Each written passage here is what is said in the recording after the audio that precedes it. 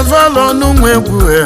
n'ọmụ na-eme ụmụ Igbo bụ anyị bịa n'ụlọ onu mogene Chukwu si na-ekwula ha bago nwa amụrụ m egwu m si na-achị na njiri mara onye bụ onye ezi afa ka ego na ego nwere ebe ọ na-ejedebe ka onye si eme ka mma n'omume onye na-akọwa onye ka nje eke na onye nzide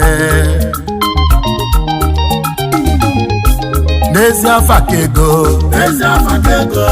ego nwere ebe ọ na-ejedebe ka onye si eme ka mma n'omume onye na-akọwa onye niile n'inwere agwa ọma ndị be anyị n'ezi afa ka ego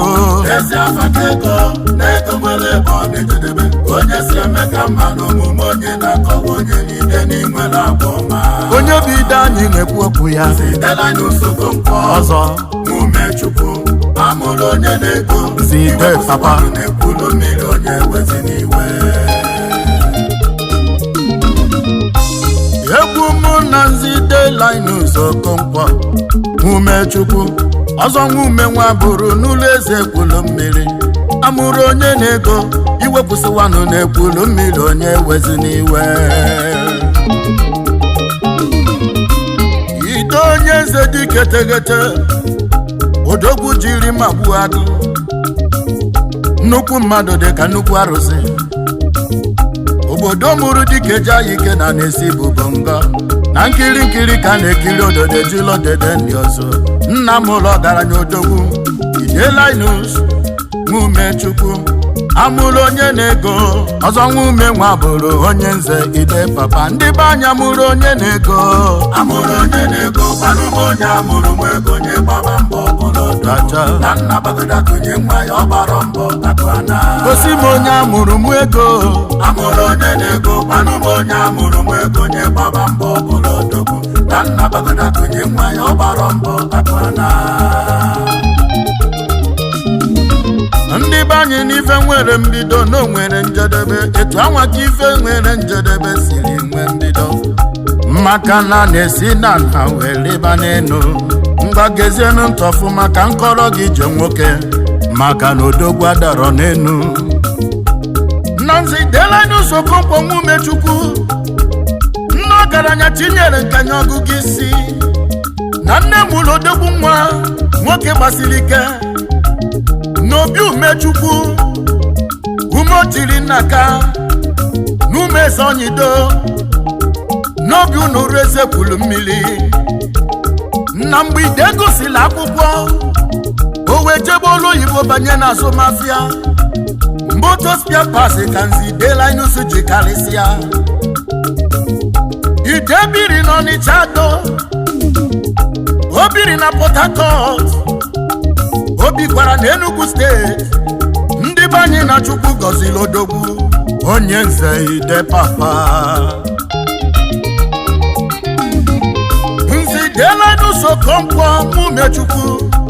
nnukwu ọfịa chichichi obodo mma nnukwu ọfịa nwere ebube nwee mfọ ife ọfịa ji dị ebube zuru oke n'ime ya ide ọfịa obodo na-eweta ifeọma n'ime ya onye nze ide amụrụ onye na-ego ndị be anyị na-ego dị mma ọbụla eziokwu mana ife ji abụ mmadụ abụla ego na ife ji abụ mmadụ si n'omume na onye nwere ezi omume na-agba obodo ume maka na ife ji abụ dike zuru oke n'ime ide obodo na-eme ife tinyere anyị maka na dịka dị ezi ịtọ n'obodo n'odogwu na-adị na mbe n'obodo nwere dike chekwaba dike nya bụ na egbuo dike n'ọgụ ụlọ ụbọchị agụ na ama achọba dike na-ewepụ dike n'obodo ekwere ụjọ ndị be anya mazikwa m ife na-ekwu ngwa na ụbakwala ka n'onu gị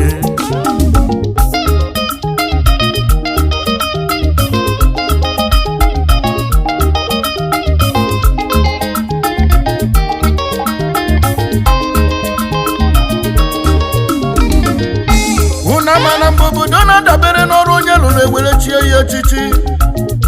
n'ọbụ ngwongwo Chukwu kpajuru n'ime odogwu nze ide LINUS Okonkwo Umechukwu obodo jiri tụnye ya osi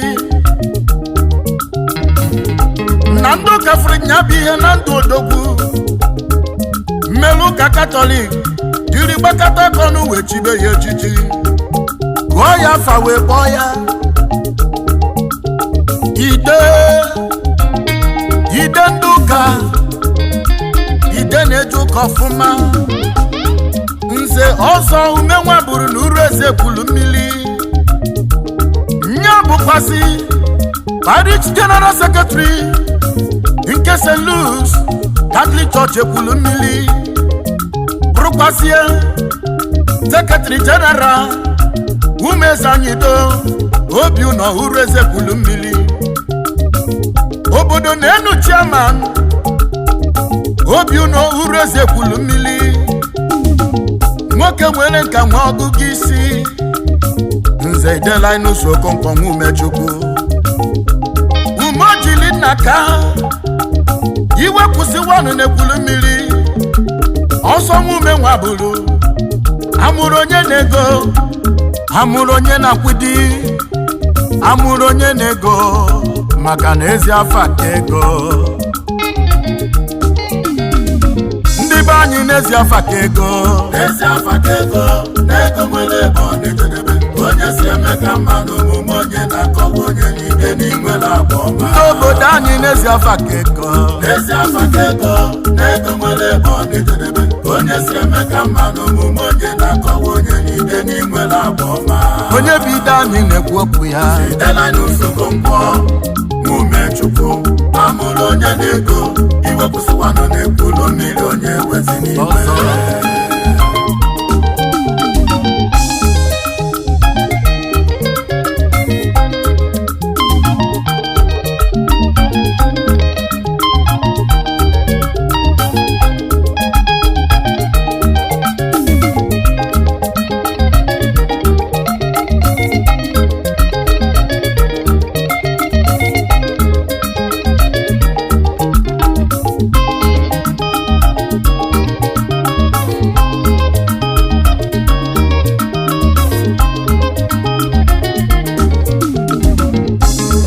mana anụ ji eze ali enu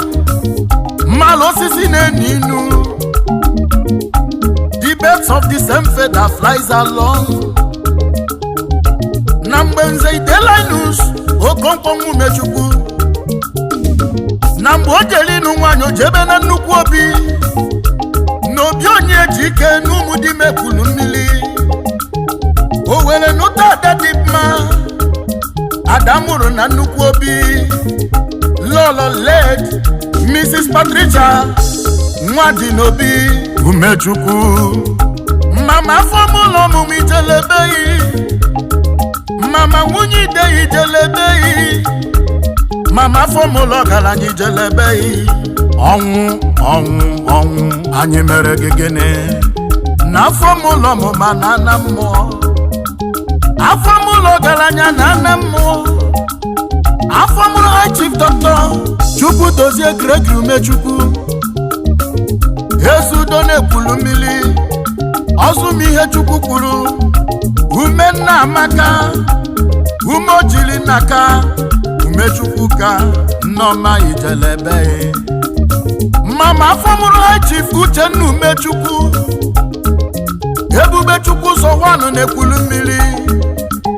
ọzọ Chukwu bụ ike m n'ụmụ ọ na-agụ ata ọgaranya obi ya dị ọcha hitman na Katsina State mama ijelebe afọmụlụ Chief Vincent Chukwudi UMECHUKWU nwata kwọchawanụ n'EKWULUMILI Vinchuk Ventures nneọma ijelebe mama afọmụlụ Izuchukwu UMECHUKWU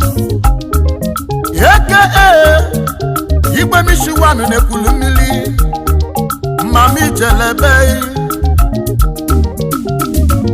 ezinne afọmụlụ Fribu Chukwu bụ ike m UMECHUKWU ọsọ umojili n'aka oji Chukwu jife n'EKWULUMILI ọnụ kwube na mmadụ abụlọ Chukwu akụ tinyere nwa nke izizi n'EKWULUMILI akụ si na nwa mama ijelebe afọmụrụ nwada Uju Umechukwu Ezinne Ijelebe mama afọmụrụ nwada Nkechi nyela abazu mama Ijelebe Ezinne afọmụrụ nwada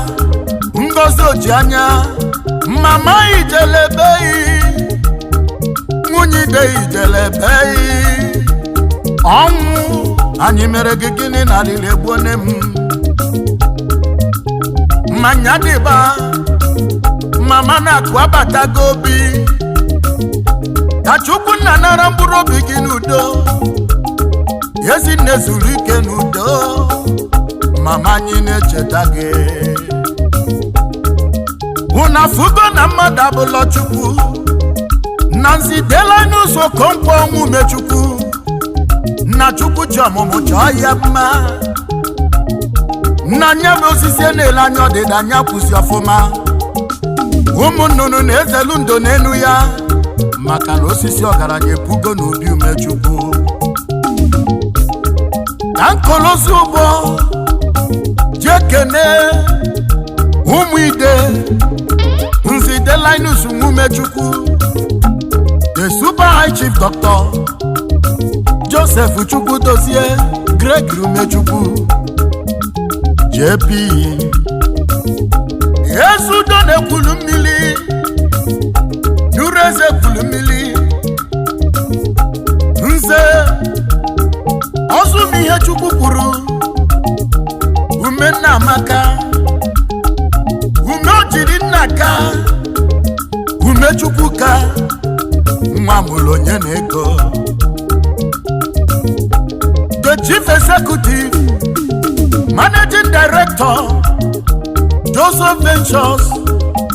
and the super CEO Joseph Krober Homes Limited deals in building materials ọgaranya onye nnukwu ego event mara gị karịla kali importer and exporter aka na-emebi fejalụ nọ n'ụdị ọgaranya ezo mọgọ nnukwu mmadụ nnukwu ego ezo meziri nwanne ndị zụrụ n'afịa karịla akali ba na-emebe ọfụma omenka fụrụ n'anya na Kogi steeti akụ kwesịrị ọgaranya na Lokoja Ozumihe Chukwu kwuru ọ bụla so n'ịbatala ego kama na inwere ezigbo obi nwe ezi omume bịa na-ebi ndụ accordingly ọgaranya oke osisi eji mara mba na Lokoja the present chairman EKWULUMILI Development Union EDU Lokoja branch the former chairman of Nnewi South Lokoja Kogi State former chairman Umezoyido family Ward 26 EKWULUMILI Nyabu kwasi the former treasurer Igbo Community Association ICA Lokoja and the former treasurer Nnewi Divisional Union NDU Kogi State Ezudo ọgaranya ego nyekere pụtụ kedu maka Dozie akụ ya Asodogwu Lolo Princess Asọmta Chioma Teresa Umechukwu Telesi nwanyị ọma Osodieme Ọbatakụ nwanyị dị mma Ọdụkọ na mba nwanyị ọma Ezudo n'Ekwulumili oke osisi eji mara mba Ezudo n'Ekwulumili akụkọ si l'odogwu Ozumihe Chukwu kwuru Umennamaka ọgaranya ji ego nyekere pụtụ akụ n'anya Chukwu Ekwulumili oke osisi eji mara mba the super CEO akụkọ si l'odogwu Ozumihe Chukwu kwuru Umennamaka ego na ọgaranya ji ego nyekere pụtụ Joseph Global Home Limited oke osisi eji mara mba OZUMENNAMAKA akụkwesịrị odogwu OZUMECHUKWU UMENNWABURU ọzọ ọgaranya ji ego nyekrepụtụ akụnanya junwe ekwulu mmiri osisi eji mara mba the super CEO akụkwesịrị odogwu OZUMECHUKWU UMENNWABURU ego na ọgaranya ji ego nyekrepụtụ Joseph Global Home Limited osisi eji mara mba OZUMENNABURU akụkwesịrị odogwu OZUMECHUKWU UMENNWABURU ọzọ ọgaranya ji ego nyekrepụtụ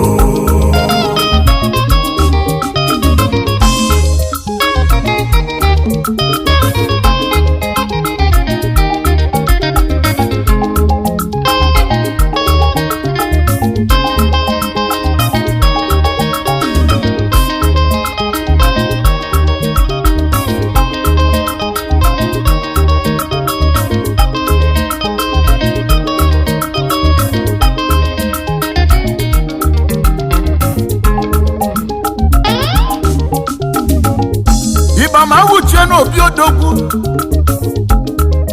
the super chief UMECHUKWU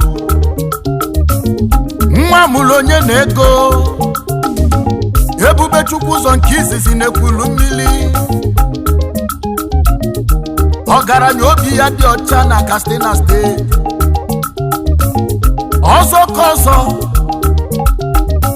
ọzọ Chukwu bikem n'ụmụọna na-agụata ọgaranya eji efiwe na nni na mba Hitman na Katsina steeti ọgaranya eso mmọkọ ọgaranya nwere ife eji eme odogwu ngwongwo na ngwongwo ite ego nwe Ekwulumili odogwu ọ na-abịa ịbata n'okeshọn ebe m na-eti egwu mụ na ndị egwu m aṅụrịba MC a na-enwe aṅụrị maka na odogwu wenye aka enu akụ adasịba ude eji igbe ego nwe Ekwulumili ọgaranya eso mọka onye nnukwu ego the super CEO URUEZE Building and Construction Materials Nigeria Limited the managing director Ebubechukwu ụzọ Global Companies Nigeria Limited the CEO Ebubechukwu ụzọ Transport Company Nigeria Limited nyabụkwazi chairman Ebubechukwu ụzọ Foundation in Legat Doskalachi na Katsina State Ebubechukwu ụzọ Estates and Plaza na Katsina n'Ọnịcha yana na Asaba Delta State ọgaranya odogwu n'idebele ife Chief UMECHUKWU ọzọ gidigbam ọzọ Chukwu bikem n'ụmụọna na-agụata ọgaranya eji efiwe na nni na mba ọgaranya irie n'ọnụ ịzọrọ n'ụkwụ odogwu tere 1 kilometer road site n'ilo wee banye n'obi nne ya ịgba kenere m nwunye odogwu asọ odogwu nwanyị ọma Princess nwanne ka Precious UMECHUKWU ọmọobi di ya osodiye mako na Katsina State Adife na Katsina State Amuru no nnukwu obi n'obi eji ego n'Owelechukwu village n'Ekwulumili Princess na Chinosval ekene Ebubechukwu ụzọ n'Ekwulumili Ebubechukwu ụzọ n'Ekwulu ọzọ n'ịdọbala ego ọgaranya eji efiwe na nni na mba onumekene OZUMECHUKWU bikem Ebube ejiri gba ego Ebubechukwu ọzọ n'ịdọbala ego ọgaranya eji efiwe na nni na mba onumekene Itimanụ na Katsina State Ebube na ọgaranya obi ya dị ọcha ọzọ n'ịdọbala ego ọgaranya eji efiwe na nni na mba onumekene Ebubechukwu ụzọ nwe Ekwulumili ebube ọzọ gidigbam ọzọ n'ịdọbala ego ọgaranya eji efiwe na nni na mba onu mekene ọgaranya eji efiwe na nni na mba ebube chukwu ụzọ wee kwulu mmiri ebube chukwu ụzọ uche best onye ego ebube chukwu ụzọ ọgaranya onye mmemme ọgaranya eji efiwe na nni na mba onu mekene Chief Vincent Chukwu Dumechukwu nwa mụlụ onye na-ego nwata kwọcha wanụ na Abuja oje na nwayọ ome na nwayọ nwata kwọcha ọgaranya na-egekwa ezi nwanne m na mụnwa bụ Chinosval ebu m ịgba m wee bịa n'obi gị ọgaranya ọma nwanne eme Chief Vincent Chukwu Dumechukwu nwata kwọcha the Chief Executive Officer Vinchus Ventures Limited aka na-emebe plumbing ties and doors na Suleja Federal Capital City na Abuja ịgbakenere m ezigbo odozi akụ ya Lolo Princess Prophetess Umechukwu Perpetua agụbọla wanụ na Abuja nnukwu nwanyị onye amụma odozi akụ nwata kwọcha nwanyị ọma Mama General onye ọfụ nwanyị dị mma nnukwu onye amụma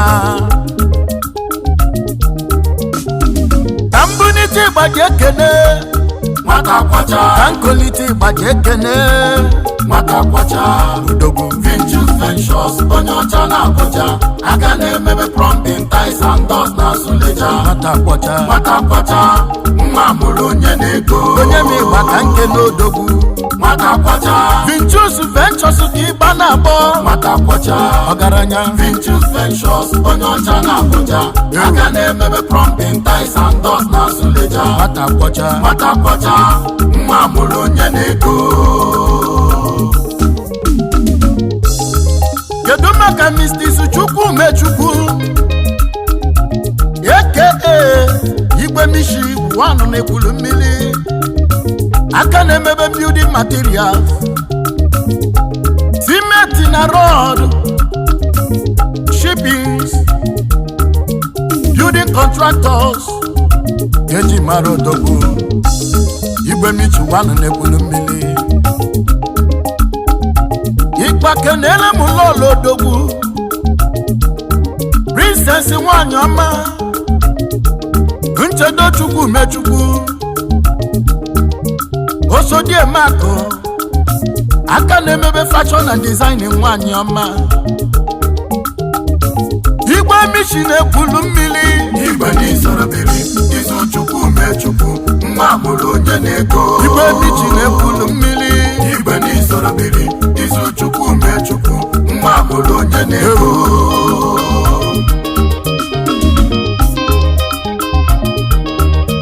The Super High Chief Bilibu Chukwu Bikem Umechukwu Ozu n'ojili nnaka Oji Chukwu jife na-abịa m n'obi gị onye ụbọba kenere m ụbaka ka obodo kwete ụbọba ọlụ m Chukwu jife na ọbụrụ n'ọnụ ọgaranya ofu onye efu efi OGBUEFI ọnụ kwube ị na-egekwa ụgbọ m na mmadụ abụlọ Chukwu ọgaranya ka otu egwu nke izizi na EKWULUMILI akụchinyele nwa akụsi na nwa mụrụ onye na-ego OGBUEFI nwa Chimele wanụ na Kogi Steeti ọ pụtara Mayor of Lokoja ebube dike ndị Igbo mbiri zulezu na Lokoja the Chief Executive Officer on high profile Before God Global Link the CEO Before God Nigeria Limited akụchinyele nwa the importer and high profile Rolling Doors process of building materials distributor of building materials ọgaranya n'iji ego ifuru High Chief bụ Chukwu bụ ike m Umechukwu ọ bụ ọgaranya eji eche mba akụ apụta onye ego ọgaranya oji enyi wee kpọọ oriri the present treasurer Nnewi South mbiri zulezu na Lokoja oji Chukwu ji fenibu odogwu oji moto eme ọgọ nwa mụrụ onye na-ego ọzọ kọzọ ọzọ ume ojili nnaka ịgba kenere ma asụ odogwu lọlọ oji Chukwu ji fe Princess Umechukwu nwa dịchi ya n'obi obi ụtọ dị ya Lisa Fofi ugobe nwanyị ọma asama ngala kwesịrị nwanyị dị mma asọji Chukwu ji fe Ogbuefi oji Chukwu ji fe akụchi nyelu nwa oji Chukwu ji fe akụsi na nwa Ogbuefi ọnụ kwube ọgaranya mmadụ abụrụ Chukwu for God, ọgaranya ji enyi wekpo olili ọgaranya iji enyi wekpo olili ọgaranya ji enyi wekpo olili ifo God onye mmemme ọgaranya ji enyi wekpo olili enu akụchi nyelu nwa ọgaranya ji enyi wekpo olili ume ọsọ jili nnaka ọgaranya ji enyi wekpo olili Ogbuefi ọnụ kwube na mmadụ abụrụ Chukwu Lolo Mrs. Princess Nkechi nyela abazu na-abịa n'obi gị ni Umechukwu Lolo Nekitonia nwachi na-emelu osodi eme asodogwu nwanyị dị mma Lolo High Chief Siri Chidozie Abazu Ogbuefi wanụ na United Club ọgaranya ọ na-ekwu ekwu ọ na-ememe ezo ọgọ ọgaranya ezi nwa Abazu nwoke dị mma genu ntị ka ịnụ ihe ụbọ na-ekwu ụbakwala High Chief Siri Chidozie nwa Abazu the Super CEO AC Gigsex Nigeria Limited ezi ọkọ nwoke dị mma n'obi Umechukwu ọgaranya were onu mmalụ m ka mbụ n'ịtụ ụbọchị eke na ọgaranya the Super High Chief Siri Chidozie nwa Abazu High Chief Siri Chidozie nwa Abazu bunye m ụbọ ka nke n'odo Ogbuefi wanụ nwa Abazu the Super CEO AC Gigsex na United Club ọgaranya ji ego Ankolozi gbakene Ada mụrụ n'obi Umechukwu Adide Ujunwu Umechukwu Ada nwanyị dị mma Lolo Princess Ngozi Ojianya Ada nwanyị ọma na amụlikwa nwada mụrụ n'oke obi ụmụọma nzide LINUS OKONKWO Umechukwu iwe kwụsịwanụ na EKWULUMILI ndị bana onye wezi n'iwe ọzọ UMENNWABURU n'URUEZE EKWULUMILI amụrụ onye na-ego amụrụ onye na-akwụdi ndị be anyị n'ezi afa ka ego na-ego nwere ebe ọ na-ejedebe onye si eme ka mmadụ omume onye na-akọwa onye ide n'inwere akwa Igbo mụrụ mụ n'ezi afa ka ego na-ego nwere ebe ọ na-ejedebe onye si eme ka mmadụ omume onye na-akọwa onye ide n'inwere akwa ọma onye bụ ide anyị na-ekwu okwu ya sitela n'usoro mkpọ ide papa Umechukwu amụrụ onye na-ego iwe kwụsịwanụ na EKWULUMILI onye wezi n'iwe ndị be anya mụrụ onye na-ego kpanụ m onye amụrụ m ego nye gbaba mbọ bụrụ ọdọjọ ka nna bagoda kụnye nwa ya ọ gbara mbọ gosi m onye amụrụ m ego amụrụ onye na-ego kpanụ m onye amụrụ